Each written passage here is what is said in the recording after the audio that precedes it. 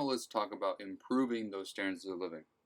So there is a thing called the consensus, a series of studies that show statistically that 70% of the differences in income per person across the world is explained by differences in physical capital. So basically how much savings, investments you're doing, how much machines you have, all of those things are going to play a factor in your income. Now we do have a term here called East Asian tigers. And what this is referring to is the economies of Taiwan, Singapore, Hong Kong, and South Korea. These countries, they weren't really doing very well, and then all of a sudden they had these high rates of growth.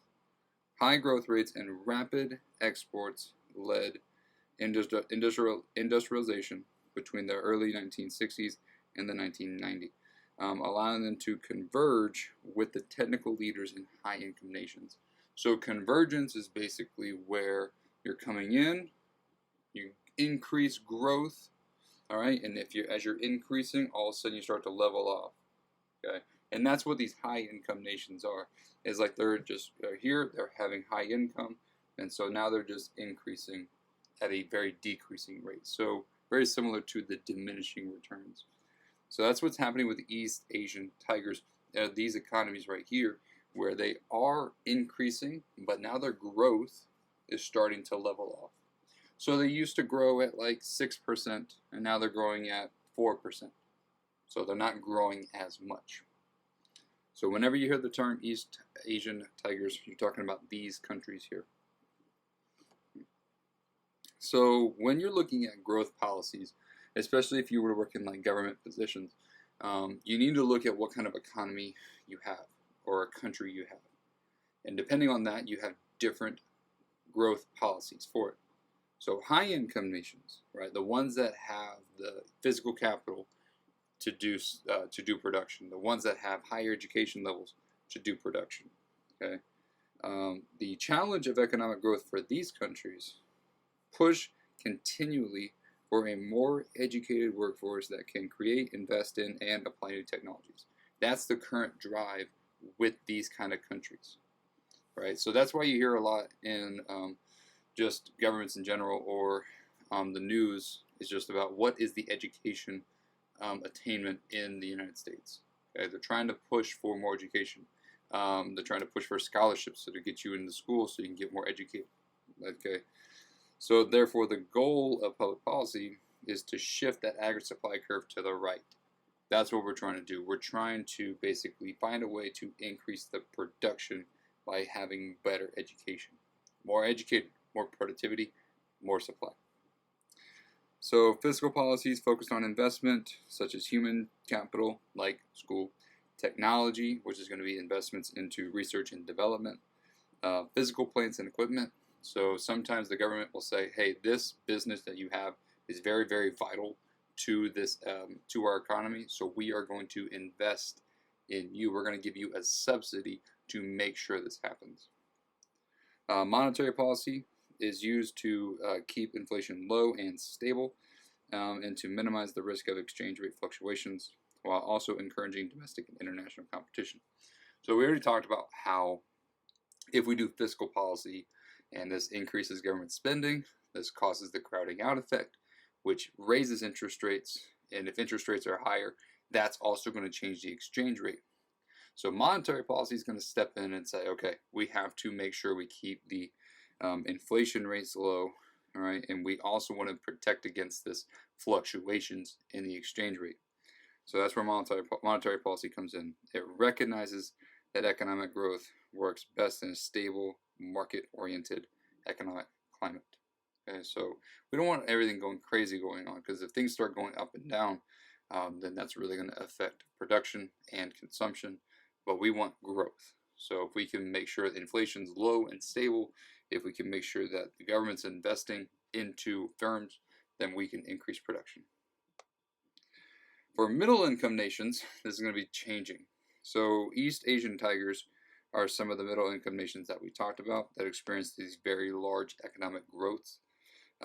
So the reason they have these economic growth is because they are having a lot of savings, and they use this savings for investment to build the physical capital. So they went from not having machines to having machines. They were really able to increase production. Policy that supported heavy investments in human capital. They sought after technology. They had policies to support companies to take advantage of abundant and inexpensive human capital. And then they allowed for a greater freedom of market forces, especially those in China and India. So, similar to the high income nations in the sense of like investing into education, but now they are at the start of it. So, high income nations are just trying to further that along. Middle income nations are starting it. Like they went from nothing to actually investing into it. So, that's what we're looking for growth policies is basically starting that. If you are a middle income nation, you want to start investing into investments and education. Some challenges: legacy of the government economic controls that have been dismantled only slowly over time. This transition from a command economy to a market economy could take some time.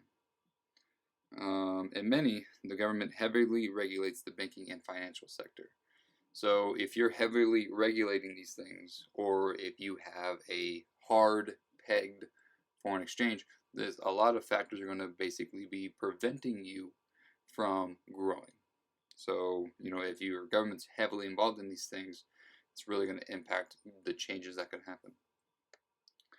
For low-income nations, these countries are the ones that lack the economic and legal stability. So legal meaning they have a lot of corruption. So if you had an agreement with somebody, and they didn't follow through with it, there's no enforcement on that contract. And so that's happening, along with market-oriented institutions that are needed to provide a climate for domestic economic growth and to attract foreign investment. So we're lacking these things. We do not have these things in order to grow as a nation. So the low-income nations just don't have the resources for them. So macroeconomic policies for low-income economies are vastly different from the high-income nations. Because what you could do for a low-income, right, is not invest into education, right, because, we don't have the same schools there. You need to go with a different method. So, also, political instability seems to be a common feature for low-income nations. So, just no consistency with government is going to lead to a lot of issues. So, already low-income countries are at a disadvantage because of any incomes that people receive are immediately spent on necessities. So, you have low income, right? And so, like, let's just say you need to eat every day. And so, let's say if you totaled that out, that's $1,000. So if I gave you $1,000, you're spending that all on food. You're not spending it on investments. You're not spending it on education in order to increase productivity. You're literally spending all your money on food. You're not having this growth. A lack of savings means a lack of capital accumulation, therefore a lack of loanable funds for investment in physical and human capital. You don't have enough money to spend on something else. So foreign aid and external investment contributions to these economies, but are not efficient to allow for capital accumulation necessary to invest in physical and human capital. So the thing with convergence, in the sense of like getting a low-income nation converging to a high-income nation, is that you have to spend a lot of money in order to start increasing, right? So think about it from a Keynesian perspective where you're horizontal, right? You have to increase production a lot before you finally get to the point where you can start increasing the price level. So imagine the same idea where you have to spend a lot of money before you can finally kick in the physical and capital accumulation. All right. So the discussion question is providing foreign aid helping to create a stable and market-oriented macroeconomic climate? So think about it. All right. So if we're putting money in there, right, the first thought is, yeah, they have more money, they can use it for whatever they need to. right? More money is going to help.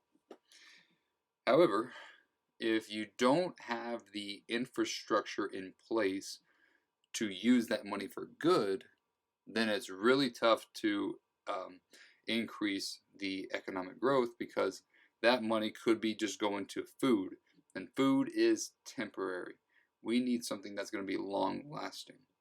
And if we don't have the businesses in place in order to have the machines to increase production, we're just going to give these countries money in the hopes that they'll eventually get to the point where they can invest it. So, is it working?